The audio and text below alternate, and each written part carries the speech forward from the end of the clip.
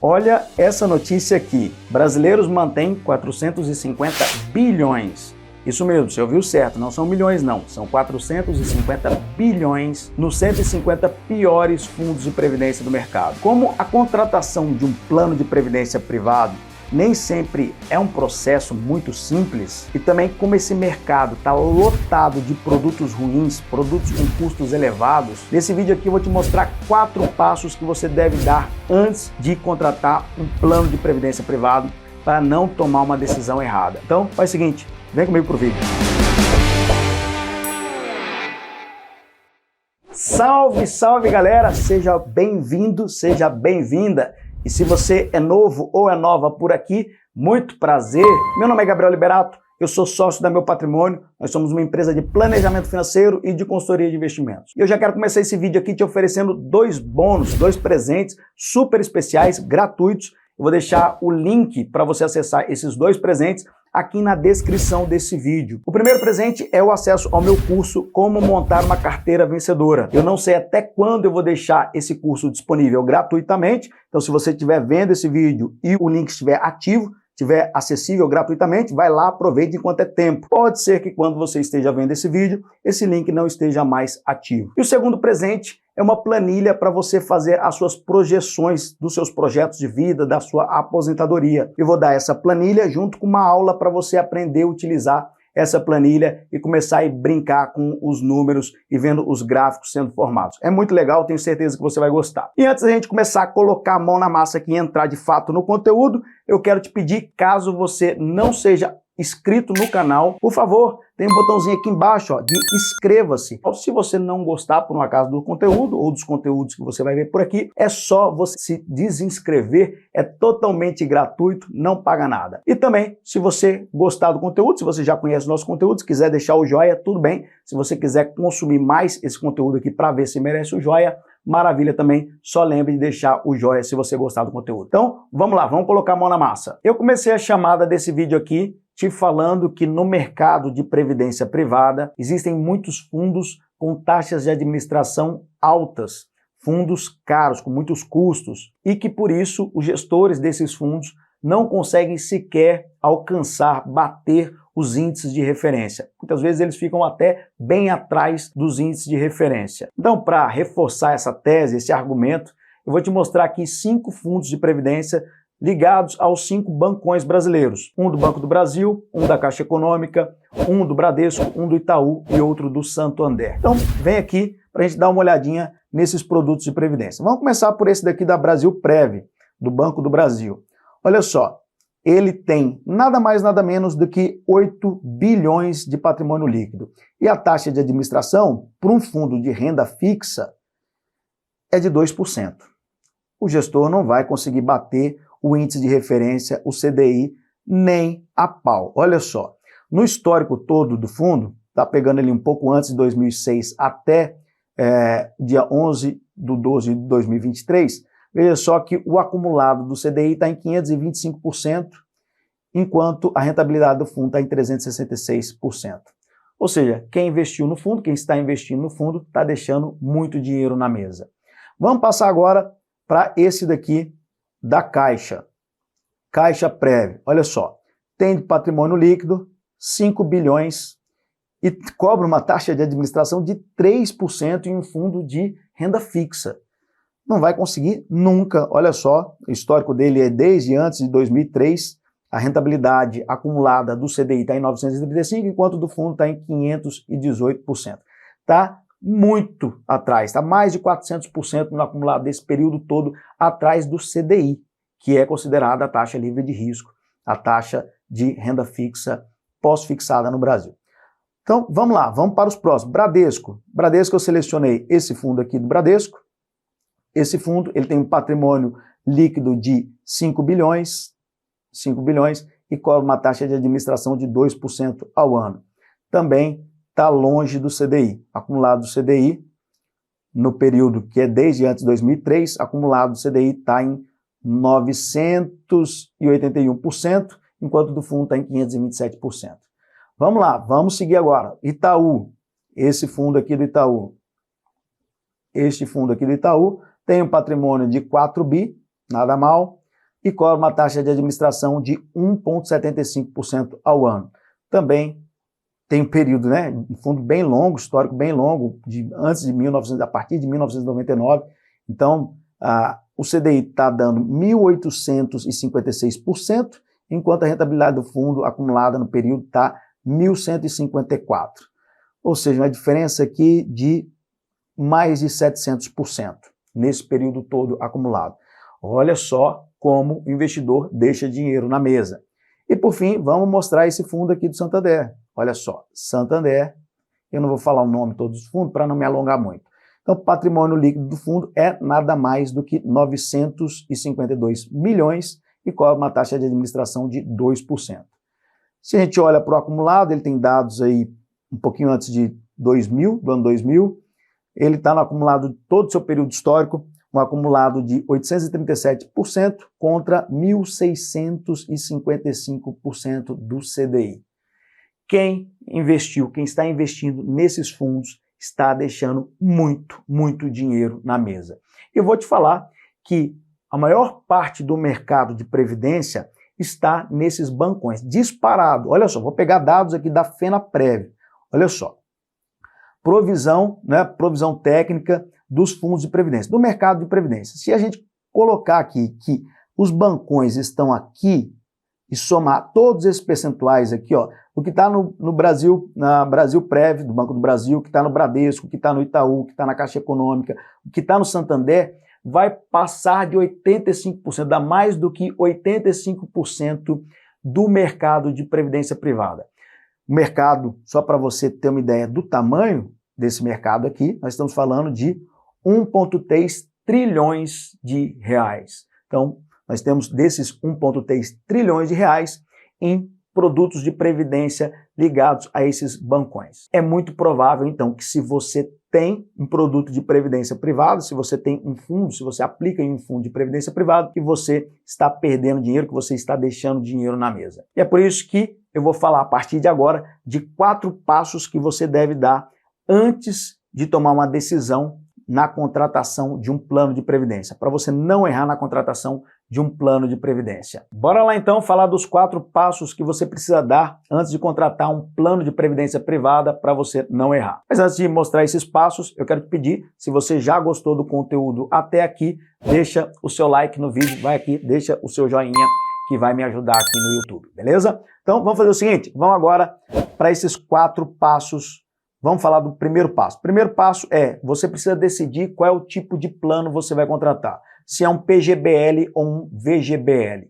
Basicamente o seguinte, o PGBL ele faz sentido para quem tem renda tributável alta. No Brasil, quem costuma ter renda tributável alta? 1. Servidores públicos que têm cargos que pagam bons subsídios, bons rendimentos, bons salários, boa remuneração e já tem até o seu pagamento de imposto de renda na fonte. Então não tem muito para onde escapar, ele tem que pagar imposto de renda. Funcionários de empresa de nível de gerência, direção, que não são sócios da empresa e recebem, né, dentro de um regime seletista, dentro do regime de contratação de CLT, esse pessoal também paga muito imposto, e alguns profissionais liberais que recebem remuneração, recebem dos seus clientes na pessoa física, como médicos, arquitetos, advogados.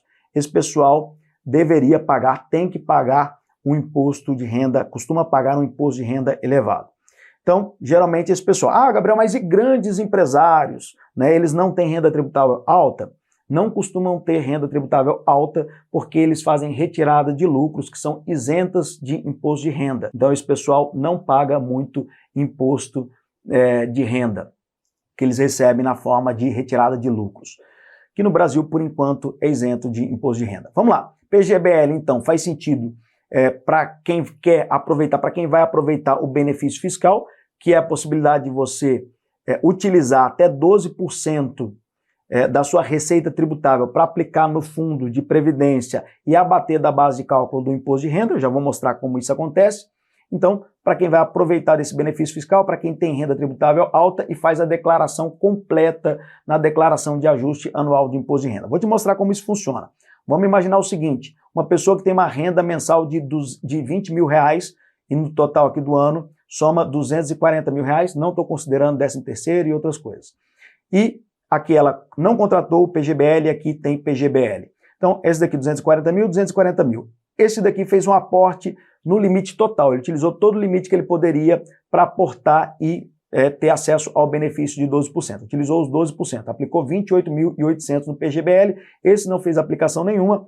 A base de cálculo deste daqui que não fez continuou 240 mil, esse daqui tirou o tanto que ele aplicou em PGBL. A base de cálculo do imposto de renda caiu para 211.200 reais. O imposto de renda a pagar no primeiro caso é de 66 mil, nesse caso aqui caiu para 58.080. No final das contas, quem aplicou no PGBL teve uma economia de 7.920 e a sua renda foi de 181.920, enquanto a renda líquida total de quem não aplicou no PGBL foi de 174 mil reais.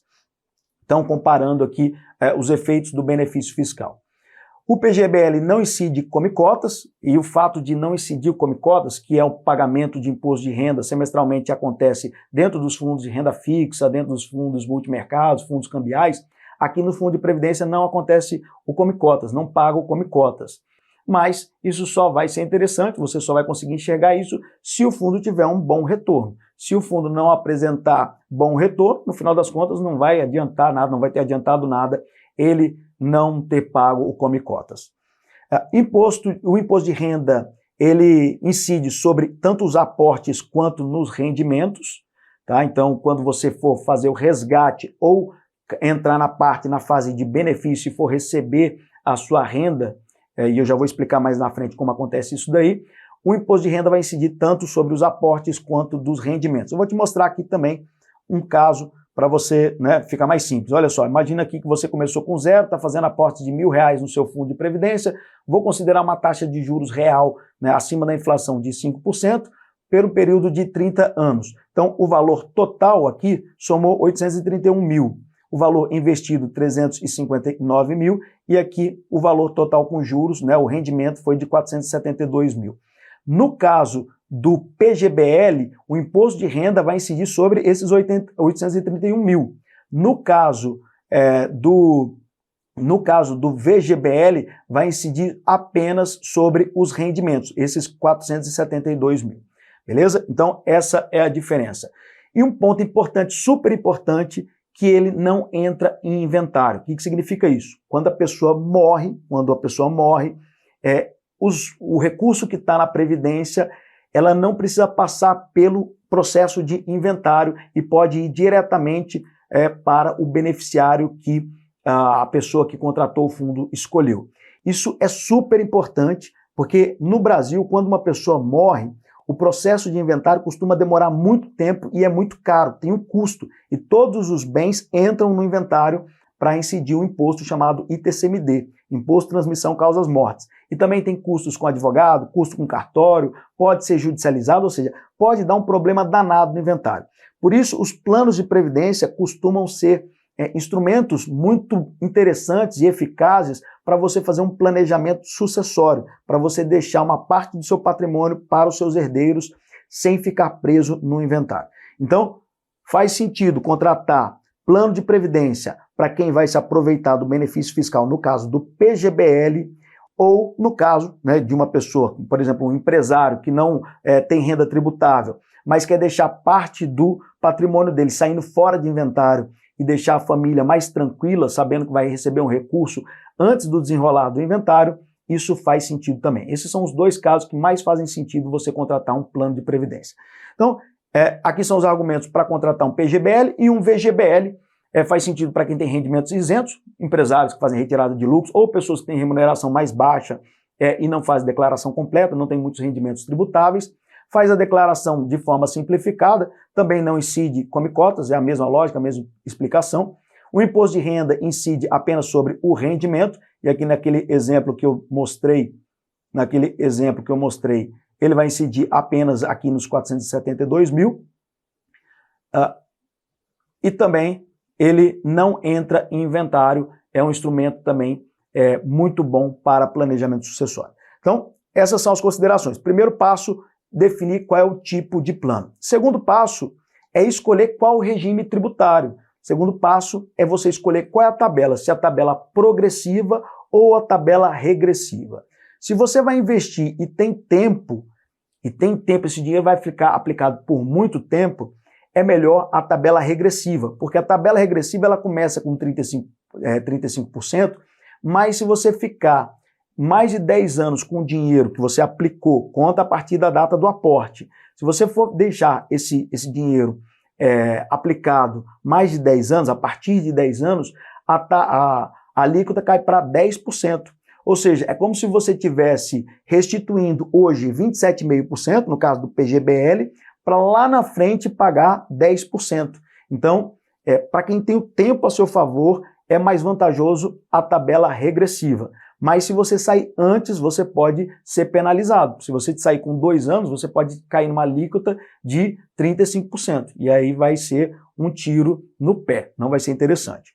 A tabela progressiva é aquela tabela do imposto de renda que você conhece, né, que você sabe que os seus rendimentos pagam imposto. Então, a partir de uma renda anual de R$ 55.976, você já cai na alíquota de 27,5%.